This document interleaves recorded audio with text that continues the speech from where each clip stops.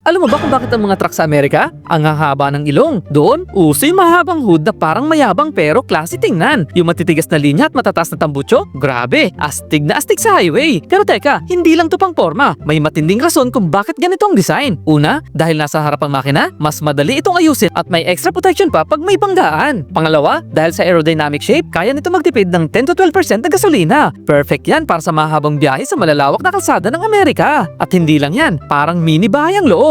May space, may comfort, kaya relax si driver kahit ilang oras sa daan. Kumbaga sa design pa lang, ramdam mo na yung tao muna bago makina na prinsipyo. Pero higit sa lahat, yung style na yan, may malalim na meaning. Simbolo ng kalayaan, adventure at yung never stop exploring na American spirit. Parang sinasabi ng truck na to, walang hadlang basta open road. Go lang! So kaya Pi, kung ikaw bibigyan ng chance, anong sasakyan gusto mong i-drive sa open road? Truck o sports car? Comment guys kung gusto mo ng ganitong truck, itag mo yung tropang mahilig sa biyahe. At follow mo ko para sa mga ganitong kwentong malupit.